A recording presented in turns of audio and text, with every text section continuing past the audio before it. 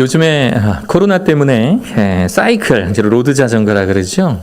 자전거 타시는 분들이 굉장히 많아졌어요. 저도 요즘에 관심이 있어서 많이 이렇게 정보를 알아보다가 여러 가지들을 많이 이렇게 배웠어요. 그래서 어제도 우리 부목회장님들과 함께 식사하고 또 잠깐 티타임 하면서 자전거에 대한 이야기를 아주 재밌게 그렇게 나누었습니다. 요즘에는 코로나 때문에 뭐 갇힌 공간에서, 그러니까 뭐 예를 들어 헬스장에서나 뭐 이런 것들이 좀 불편하니까 바깥을 좀 야외를 찾는 분들이 많아서 거기에 대한 관심이 많은 것 같아요. 제가 아는 선배 목사님 중에서도 한 분이 이 로드 자전거, 이 사이클에 관심이 많으셔가지고 아주 비싼 자전거를 사셨어요. 요즘에 이 자전거 여러분들이 생각하는 무슨 가정용 자전거하고는 좀 차원이 다릅니다. 좀 싼 거, 좀 이렇게 입문자용이라고 하죠. 그런 것들이 한 100만 원 정도 이렇게 해요. 근데 이제 그 목사님은 좀 좋은 걸 사신 거예요. 선배 목사님은 수백만 원을 들여서 정말 꿈의 자전거라고 하는 드림 바이크를 한 대 딱 구매를 했다라는 소식을 제가 들었어요. 그래서 목사님께 전화를 드렸습니다. 그래서 안부도 묻고 오랜만에 전화드렸는데 그냥 전화를 드린 거예요. 전화를 드리고 안부도 이렇게 여쭙고 자전거에 대해서 이야기 꺼냈어요. 목사님 좋은 자전거 사셨다고 제가 얘기를 들었습니다. 축하드립니다. 그랬더니 이분이 기분이 좋으신 거예요. 어떻게 구입했는지 사모님을 어떻게 속인 건 아니고 어떻게 이렇게 말을 잘해서 이 자전거를 구매를 했는지 이야기를 이렇게 하는 거예요. 이제 궁금하잖아요. 성능이 어떤지, 그 수백만 원짜리 자전거의 성능은 어떤지. 그래서 목사님께 또 여쭈었어요. 목사님 잘 나갑니까? 그랬더니 목사님 이런 말씀을 하세요. 고 목사님 그 비싼 자전거를 어떻게 타요? 베란다에 잘 모시고 있습니다. 라고 저한테 이야기를 하시더라고요. 분명히 살 때는 이 자전거 사서 폼나게 멋있게 자전거 타면서 운동해야겠다라고 생각했는데 지금 그 자전거는 수주째 아직도 아파트 베란다에서 고이 모셔두고 있다라는 소식이 전해지고 있어요. 모든 것에는 목적이 있습니다. 모든 물건에는 목적이 있고요. 모든 사물에도 목적이 있어요. 자전거는요, 내가 발을 구르면 빠르게 멀리 갈 수 있도록 만들어진 그 목적을 가지고 만들어진 게 자전거예요. 제 앞에 있는 이 마이크는요, 저희 작은 목소리가 이 마이크를 흡음이 돼서 앰프로 보내어져서 여러분들에게 큰 목소리로 전달되어지도록 만들어진 거예요. 여러분들 손에 쥐어져 있는 핸드폰이나 스마트폰도 누군가에게 핸드폰이나 볼펜 같은 것도 누군가에게 전화를 걸거나 나의 짧은 기억력을 보완하기 위해 적거나 그리기 위해 여러분들 손에 쥐어져 있는 겁니다. 무엇이든 모든 것도 목적이 있어요. 사람도 마찬가지입니다. 웨스트민스터 소요리 문답에는 사람의 첫 번째 제1의 목적을 하나님을 영화롭게 하는 것, 하나님께 영광 돌리는 것이라고 사람의 목적을 분명히 명시해 두었어요. 무엇이든 목적대로 사용되어질 때 행복한 겁니다. 목적대로 사용되어질 때 행복한 거예요. 예를 들어 짐을 나르기 위해 리어카를 구입을 했다면 그러면 그 리어카를 이용해서 흙이나 자갈을 나르는 데 사용되어지면 행복하지만 그것을 내가 굳이 출퇴근용으로 사용하겠다라고 마음먹는 그 순간부터 불행해지는 거예요. 얘는 왜 이렇게 안 나가지? 얘는 왜 내 힘으로 앞으로 나아가지 않지? 라고 생각하는 그 순간부터 불행해지는 겁니다. 가려운 등을 시원하게 긁으라고 만들어진 효자손으로 등을 긁으면 행복하지만 자녀를 때리면 그때부터 불행해지기 시작해지는 거예요. 경험담입니다. 제가 맞아봐서 알아요. 참 불행해요. 그런데 다 커서 효자손으로 등을 긁어보니까 이렇게 행복할 수가 없는 거예요. 목적대로 만들어진 목적대로 사용되어지는 것이 가장 행복한 일이에요. 여러분들은 어떠세요? 여러분들 존재의 목적대로 사용되어지고 있습니까? 여러분들은 하나님께서 여러분들을 만드신 그 목적대로 사용되어지고 계세요? 가정의 달을 맞아서 여호와를 경외하는 자가 누리는 가정의 축복에 대해서 말씀을 나누고 있습니다. 여호와를 경외하는 자. 그래서 5월의 첫 주 어린이 주일에는요, 어린 감람나무 같으리라. 이게 유튜브에 제 설교를 우리 강바울 목사님께서 아주 멋진 저 썸네일과 함께 저렇게 올려주셨어요. 볼 때마다 뿌듯해요. 내가 저렇게 잘생겼다. 이렇게 뿌듯해요. 여러분 보시는 저 오른쪽이 아마 5월 2일 날, 그리고 왼쪽이 최근 지난주 설교예요. 5월 9일 날. 그래서 5월 2일 설교 때는 어린 감람나무 같으리라. 우리가 여호와를 경외하면 우리의 자식들은 지금은 저 녀석이 뭐가 될 줄 모르고 지금은 저 아이들이 그냥 장난꾸러기에 천덕꾸러기이지만 이 아이들이 장차 나중에는 무한한 잠재력을 지닌 감람나무가 될 것이다 라는 그 축복이 5월 1일에 선포됐어요. 그리고 5월 9일에는 여호와를 경외하는 자가 수고한 대로 노력한 대로 얻을 것이다 라는 것, 그래서 수고한 대로 먹으리라 라는 말씀을 가지고 함께 말씀을 나누었습니다. 열심히 준비하고 나름 최선을 다해서 설교를 했는데 어제까지 조회수가 15회, 한 12회 정도 이렇게 나왔어요. 그중에 한 서너 건은 제가 잘 나오나 봤던 거였고 또 두세 개는 올리신 분이 잘 나왔나 이렇게 보신 거니까 참 열심히 분발해 주시기를, 제가 분발해야 되겠죠. 제가 열심히 또 노력하겠습니다. 열심히 노력할 테니까 여러분들 실어 나르시고 좀 보시고 그래 주셨으면 참 좋겠다라는 말씀을 부끄럽게 이렇게 드립니다. 오늘 이 여호와를 경외하는 가정의 아내이자 그리고 한 가정의 어머니가 누리는 축복에 대해서 선언해 주고 계세요. 이 축복이라는 것, 여호와를 경외하는 자의 그 가정에 내려진 이 여성들, 어머니이자 아내에게 내려진 이 축복이요. 근데 말씀을 읽어보면 애매하기 그지없어요. 보십시오. 128편 3절을 보니까 내 집 안방에 있는 네 아내는 결실한 포도나무 같으며, 무언가를 나무에 비유할 때는 그 나무의 특징과 성격과 그 열매에 대해서 좀 이렇게 뭔가 좀 적용할 수 있을 때 그 나무로 묘사를 합니다. 그런데 저 포도나무는 뭔가 조금 애매해요. 왜 하필 포도나무일까? 왜 여자들을 표현할 때, 왜 그 가정의 여성들을 표현할 때 왜 하필이면 포도나무, 결실한 포도나무다라고 말하고 있는 것일까? 이 축복의 말씀을 이해하려면 포도나무를 왜 심었을까를 생각해 보아야 합니다. 모든 것에는 목적이 있다 말씀드렸잖아요. 모든 것에는 목적이 있는데 그렇다면 이 포도나무는 무슨 목적으로 심겨진 것일까? 예전에 자주 가던 기도원에 포도나무 몇 그루가 심겨져 있었어요. 그게 포도나무라는 사실을 저는 한참 뒤에 알았어요. 구부러지고 줄기가 막 비틀어지고 혼자 쓸 힘도 없는지 그냥 가지마다 지탱해 줘야 됐었고, 또 계절이 바뀌면 또 그 표피가 벗겨져요. 그냥 마치 더럽게 무슨 각질 벗겨지는 것처럼 그 피부는 벗겨져서 너덜너덜하고 자라나는 동안에는 힘이 없어서 그걸 무언가에 받쳐주어야 하는 참 볼품없는 나무가 포도나무예요. 포도나무를 심는 사람 중에 포도나무를 관상용으로 심는 사람은 제가 한 명도 보질 못했습니다. 포도나무를 관상용으로 심지는 않아요. 관상용이라고 하기에는 너무 못생겼고 너무 약하고 병충해에도 취약하기 때문입니다. 그런데 성경은 오늘 하나님을 경외하는 자, 가정의 여성들을, 여자들을 이 포도나무로 비유하고 있는 겁니다. 많은 사람들이 가치를 잘못 부여하는 것 중에 하나가 바로 여성의 아름다움에 대한 가치입니다. 여자는 예뻐야 한다? 여성의 아름다움에 대한 지나친 가치 부여는 정말 성경적이지를 못해요. 여성의 아름다움 자체가 잘못된 것은 아닙니다. 이쁜 게, 잘생긴 게 죄는 아니지요. 그런데 여성이 지닌 다른 어떤 가치보다 아름다움에 대한 가치가 지나치게 부각된다면, 강조된다면 그것은 하나님께서 이 땅에 여성을 만드신 목적과는 다르게 가고 있다는 거예요.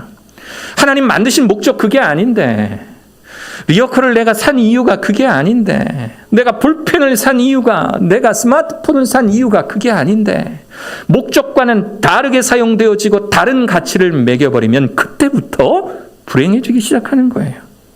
TV를 보십시오. 여성의 섹시함을 강조하기 위해서 사람들의 눈요깃감으로 만들어 버립니다. 아직도 성인이 되지 못한 여자아이들을 갖다가 민망할 정도로 벗겨내어서 카메라 앞에 세우고는 마치 그런 성적 매력이 미의 기준이 되는 것처럼 외형적으로 아름다워야 여자인 것으로 그렇게 이야기를 합니다. 이러한 관점과 가치의 부여를 매우 조심해야 하는 이유는 성경은요, 한낱 오늘 피었다가 내일 지는 꽃으로 여성을 만들지 않았다라는 거예요. 오늘 피었다가 내일 지는 그런 꽃으로 여자를 만들지 않았어요. 그렇게 비유하지도 않습니다. 내 안방에 있는 네 여자는, 네 아내는 장미꽃 같을 것이다, 프레지아 같을 것이다 라고 말씀하시지 않아요. 오늘의 성경의 말씀은 내 안방에 있는 너의 아내는 결실한 포도나무 같을 것이다 라고 축복해 주고 있는 것입니다. 그래서 저는 오늘 이 말씀을 통해서 왜 성경은 여성을 결실한 포도나무에 비유했는지, 우리가 기존에 알고 있던 여성의 가치를 우리는 어떻게 개선해야 하는지 오늘 여러분들과 함께 나눌 것입니다. 특히 오늘 이 자리에 앉아있는 총각 중에, 아직 결혼하지 못한 총각 중에 제가 이런 말을 할 위치는 안 되지만 예쁜 여자만 찾고 계시는 그런 분들이 계시다면 그럼 오늘의 말씀에 집중하십시오. 여성의 아름다움만을 최고의 가치로 여기는 남녀노소 우리 성도님들께서는 오늘의 말씀에 집중해 보시기를 바랍니다. 먼저 우리는요, 이 축복이 여호와를 경외하는 자에게 주시는 축복이라는 점을 기억하셔야 돼요. 우리 128편 1절, 2절, 3절은 여호와를 경외하는 자들에게 주시는 축복이잖아요. 그러면 이 결실한 포도나무도 여호와를 경외하는 이라는 단어로부터 시작되어야 한다라는 말씀입니다. 여호와의 존재 앞에 두렵고 떨리는 마음을 가지고 또 그 여호와를 존경하고 우러러보는 그러한 마음으로 살아가는 자들, 하나님의 말씀을 그 마음에 새기고 그 말씀대로 살아가기 위해 삶에서 엄청난 노력과 수고를 아끼지 않는 자들, 바로 그러한 자들이 누리는 축복이 결실한 포도나무라는 거예요. 그런 의미에서요, 이 결실한 포도나무라고 하는 것은 말씀의 영양분을 잔뜩 머금은 포도나무를 이야기를 하는 거예요. 우리가 결실하기 위해서는, 우리가 결실한 포도나무가 되기 위해서는 그 말씀의 영양분을 가득 먹을 때, 가득 우리 가운데 채울 때 우리는 결실한 포도나무가 된다라고 하는 겁니다. 신약에서도요, 예수님께서 요한복음 15장 5절과 7절을 통해 이렇게 말씀하세요. 나는 포도나무요, 너희는 가지라. 그가 내 안에 내가 그 안에 거하면 사람이 열매를 많이 맺나니 나를 떠나서는 너희가 아무것도 할 수 없음이라. 너희가 내 안에 거하고 내 말이 너희 안에 거하면, 우리가 예수 그리스도 안에 거하고 예수 그리스도 우리의 주님 되신 하나님의 말씀이 우리 안에 거할 때, 그러면 그때 비로소 무엇이든지 원하는 대로 구하라 그리하면 이루리라. 이것이 하나님의 말씀이에요. 물론 저 비유상에서는 예수님을 포도나무로 보고 우리를 가시로 보았지만, 같은 맥락에서 이해를 한다면 우리가 예수님 안에 거하고 예수님 말씀이 우리 안에 거할 때, 말씀의 영양분을 잔뜩 얻어 먹을 때, 그때 비로소 우리들의 삶은 결실한 포도나무가 된다라고 하는 겁니다. 여호와를 경외하고 그 말씀 안에 거하기 위해 노력할 때 우리 여자 성도님들, 이 자리에 앉아 계신 특히 우리의 여자 성도님들, 여자 청년들, 한 가정의 아내들, 한 가정의 아이들의 어머니들이 결실한 포도나무가 될 줄로 믿습니다. 아멘. 두 번째, 결실한 포도나무는요, 건강한 포도나무예요. 튼튼한 포도나무. 이유가 있어요. 포도나무는 그 특성상 어느 정도 자라는 동안에는요, 자기 혼자 일어설 힘도 없습니다. 무언가를 의지하거나 지탱해 주지 않으면 포도나무의 어린 줄기들은 바닥을 기다가 죽게 됩니다. 그래서 포도 농사를 짓는 분들은 포도나무가 결실이 설 때까지 이를 지탱해 주기 위해서 온갖 노력을 아끼지 않아요. 그런데 이러한 포도나무가 결실하였다라는 것, 열매를 맺었다라는 것은 무엇을 의미합니까? 그 어려운 시기, 그 역경들을 잘 이겨냈다라는 의미예요. 나에게 오는 역경들과 어려움들을 잘 이겨내었다라는 이야기입니다. 위기의 순간도 이겨내고 비바람도 잘 견디어내어서 그때 비로소 결실한 튼튼한 포도나무가 된다라고 하는 겁니다. 비바람이 치는 가운데 우르커니 서 있는 포도나무를 생각하십시오. 그리고 비바람을 모두 다 이겨낸 후 튼튼한 모습으로 결실하는 포도나무를 상상해 보십시오. 남들은 제 아내가 당시 여자친구가 예뻐서 결혼한 줄로 알고 있지만 사실은 그렇지는 않습니다. 연애할 때 제 아내에게 쏙 반했던 적이 한 번 있었어요. 그때가 언제냐면 하루는 아내와 만나기 위해서 약속을 했어요. 그때 만나기로 한 곳이 대전의 문화동, 서대전 그 뒤쪽에 문화동, 그리고 제 아내의 집이, 당시 여자친구의 집이 관저동입니다. 근데 저는 이제 당연히 버스를 타고 올 줄 알고 전화를 해서 어느 정도 왔어? 라고 물어봤더니 제 아내가 하는 말이 뭐냐면 자전거를 타고 가고 있다라는 거예요.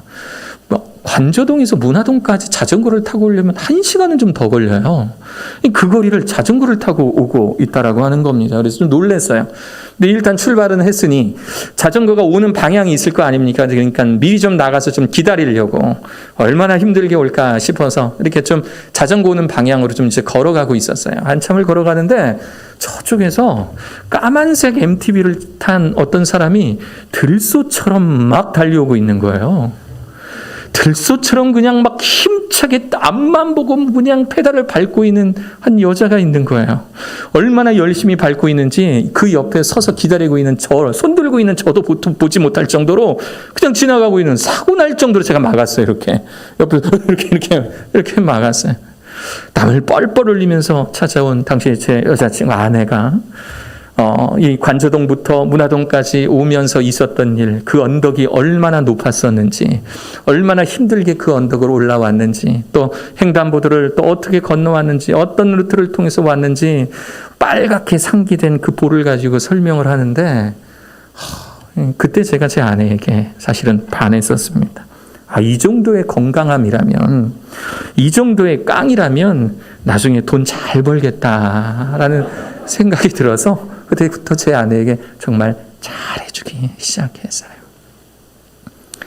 성경이 말하는 이 건강한 포도나무는 비단 육체적 건강함만을 의미하는 것은 아닐 겁니다. 영과 육이 고루 건강하여서 포도나무에게 덤벼드는 병충해처럼 삶에 다가오는 위기들, 문제들 살아보니까요, 좋은 일만 있는 건 아니더라고요. 저희 가정도 물론 마찬가지고, 항상 좋은 일만 있으면 좋겠고 행복한 일만 있으면 좋겠다라고 결혼식장에서 결혼을 결심하면서 그렇게 다짐하지만, 그런데 저희 가정도 몇 년 안 되는 이 기간 동안 참 큰 일도 일어나고 어려운 일도 일어나더라고요. 그런데 그 순간마다 내가, 아빠가, 또 아내가, 엄마가 얼마나 건강한 영과 건강한 정신과 건강한 육체를 가졌느냐가 너무너무 중요하다는 사실을 저는 살아오면서 느껴지게 됩니다. 여성은 약해도 된다는 그릇된 의식 버리십시오. 여성은 무능해도 된다라는 그런 의식 버리십시오. 여성은 이쁘기만 하면 된다라는 생각은 버리십시오. 그런 그릇된 의식에 사로잡혀서 작은 위기에도 쉽게 넘어지는 나약한 그런 사람이 아니라 하나님 안에서 건강한 몸과 마음으로 아름다운 열매를 맺는 사랑하는 우리 여자 성도님들 되시기를 다시 한번 축원합니다. 아멘. 세 번째, 그 포도나무는요, 오늘의 말씀 그대로 결실한 포도나무라는 점에 여러분 주목하셔야 돼요. 결실한 포도나무예요. 이미 열매를 맺은 포도나무라고 하는 겁니다. 앞으로 결실하게 될 것이다 아니에요. 예전에 결실했었다 아닙니다. 결실한 현재의 상태, 결실한 포도나무라는 점에 여러분 주목해 보셔야 합니다. 우연히 카톡방을 이렇게 들어가 보니까, 여러분 요즘에 카톡에는 뭐 옛날부터 그랬지만 오늘 생일이신 분들의 명단이 이렇게 뜨잖아요. 내 생일을 공개해 놓으면, 처음에 설정할 때 내 생일을 입력해 놓으면 내 생일이 되면 내 친구들에게 이렇게 알려주는 겁니다. 오늘 생일이신 분 이름을 이렇게 보니까 이름이 좀 낯선 이름이 올라와 있는 거야. 내가 이분을 어떻게 알고 있지? 궁금한 겁니다. 그래서 프로필 사진을 둘러봤어요. 한 중년 여성분인데 나이는 저보다 더 많아 보이고, 이게 클릭해서 들어가 보니까 제가 예전에 음성 캠퍼스에서 학생들 가르칠 때 그 아이들과 함께 그 필리핀으로 이제 단기 선교를 갔다 왔는데 그때 단기 선교 갔을 때 함께 갔던 그 학생의 어머님인 거예요. 그러니까 아이들을 데리고 해외를 가니 부모님들이 이제 전화번호를 같이 공유할 거 아닙니까?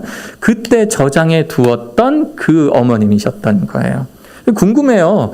이 아이가 어떻게 됐을까? 어머님이 궁금한 게 아니라, 아이가 지금 한 24살, 5살 정도 되는데, 남자아이인데, 이 아이가 어떻게 잘 살고 있나 궁금해서, 혹시 어머님의 프로필 사진에 이 아이 모습이 있나 이렇게 돌려봤어요. 그런데, 돌려보다가 그 아이의 모습은 보지는 못했는데 이 어머님이 프로필 사진 뒷배경, 그러니까 프로필 사진이 있고 뒤에 또 배경이 있잖아요. 프로필 사진 뒷배경으로 A4 용지에 가득 쓴 필기체로 가득 쓴 이 편지 하나를 이렇게 올려놓았어요. 이렇게 제가 이 편지를 한 두세 달 전에 읽고 너무 감동받아서 제 아내랑도 나눴던 적이 있어요. 이 편지를 보고요, 너무 감동적인 거예요. 이 편지가 뭐냐면 이 아이가 지금까지 살면서 20여 평생을 살면서 어머니를 생각하면서 감사한 것 50가지를 적어놓은 거예요. 내 어머니를 생각하면서 내가 지금까지 내 어머니를 보면서 우리 어머니는 이게 참 멋진 분이다. 이게 참 좋은 분이다. 그래서 어머니 감사해요 라는 내용을 이 편지 속에 빼곡히 적어놨어요. 제가 이 감동을 여러분들에게 얼마나 전달해 줄지는 모르겠지만 제가 몇 가지만 찾아서 읽어드릴게요. 오늘 우리의 말씀에 영향력 있는 그런 내용들만 몇 가지 한번 좀 알려드릴게요. 먼저 1번부터 50번이에요. 제가 번호도 같이 불러드릴 거예요. 1번, 어머니의 역할을 날마다 최선을 다해 감당해 주셔서 감사합니다. 엄마라는 역할을 날마다 최선을 다해 주셔서 감사해요. 2번, 아빠와 싸우지 않고 화목하게 지내주셔서 감사합니다. 벌써 여기서 걸리시는 분들 계십니까? 아빠와 싸우지 않고, 아빠가 아무리 긁어대도 그래도 싸우지 않고 화목한 모습 보여주셔서 감사합니다. 3번째, 해산의 고통을 이겨내면서, 얘가 해산의 고통을 어떻게 알았을까요? 해산의 고통을 이겨내면서 저를 낳아주셔서 감사합니다. 4번째, 7살 때 저에게 복음을 전해주시고 저를 교회에 데리고 가주셔서 감사합니다. 그러니까 이 가정이 원래 예수님 믿는 가정은 아니었어요. 출발은 그렇게 시작하지 않았는데 이 어머니가 먼저 복음을 받아들이고 내 가족을 구원해야겠다라고 생각해서 자녀들에게 먼저 복음을 전한 겁니다. 그게 이 아이의 7살 때예요. 7살 때 저에게 복음을 설명해 주시고 저를 교회에 데리고 가주셔서 감사합니다. 5번째, 우리 가정에 복음이 들어올 수 있도록 쓰임 받아 주셔서 감사합니다. 굉장히 어휘가 풍부하죠. 우리 가족 구원을 힘써 주셔서 감사합니다가 아니라 하나님께서 우리 엄마를 그렇게 사용하실 때 그 사용하시는 것에 순종해서 쓰임 받아 주셔서 감사하다라는 거예요. 다음에 6번째, 믿음의 어머니 되어 주셔서 감사합니다. 7번째, 가족의 신앙을 위해 늘 기도해 주셔서 감사합니다. 8번째, 기도하는 어머니가 되어 주셔서 감사합니다. 39번째, 제가 했던 말들, 제가 했던 친구 이야기들을 잘 기억해 주셔서 감사합니다. 43번, 어릴 때 게임에 중독되지 않도록 저를 잘 제어해 주셔서 감사합니다. 49번, 표현과 감정이 풍부한 어머니 되어 주셔서 감사합니다. 나머지 내용들은 굉장히 개인적인 일들이에요. 개인적으로 있었던 일들을 어머니께 이렇게 감사한 내용이라서 오늘 여러분들과 나눌 수 있는 내용은 한 이 정도인 것 같습니다. 어떠세요, 여러분? 어머니든 아버지든 나는 내 아이에게 어떻게 비춰지고 있는지 혹시 여러분들의 마음의 거울이 되어주고 있습니까? 저는 이 편지를 아무리 읽어보아도 여러 번 읽어보아도 어머니, 아름다운 어머니 되어주셔서 감사합니다. 이런 표현 찾지 못했어요. 늘 좋은 품질의 화장품으로 최고의 피부 컨디션을 유지해 주셔서 감사합니다. 이런 말씀 찾아볼 수가 없어요. 끊임없는 몸매 관리로 처녀적 34, 24, 34의 몸매를 유지해 주셔서 어머니 감사합니다. 이런 말 찾아본 적이 없어요. 아이는 늘 기도하시는 어머니의 모습, 자신의 말에 경청하고 또 자기에게 가장 좋은 영적 환경을 만들어주기 위해 노력했던 이 어머니의 모습에 감사하고 있었던 거예요. 믿지 않는 가정이었음에도 불구하고 먼저 신앙을 가지고 사랑하는 남편을, 사랑하는 자식들을 믿음 안에서 섬기려 했던 이 어머님의 모습을 보며 아이는 이 하나님을 경외하고 하나님을 하나님의 말씀대로 살려고 노력하는 이 어머니의 모습을 보며 사려 깊고 배려시 깊은 포도 열매가 되어서 이 어머니라고 하는 포도나무의 열매가 되어주고 있었던 것입니다. 결실한 포도나무. 내가 열심히 여호와를 경외했더니 어느 순간 내 남편이, 내 아이들이 결실한 포도 열매가 되어서 내 곁에 있을 것이다 라고 하는 말씀이 바로 오늘의 축복의 말씀인 거예요. 이것이 하나님을 경외하고 말씀의 영양분을 받아 건강하게 영과 육을 갖고 온 결실한 포도나무가 누리는 축복입니다. 저는 우리 교회 여자 성도님들이요, 이런 얘기 안 했으면 좋겠어요. 이제 쭈글쭈글해져서 이제 할머니가 다 됐어요.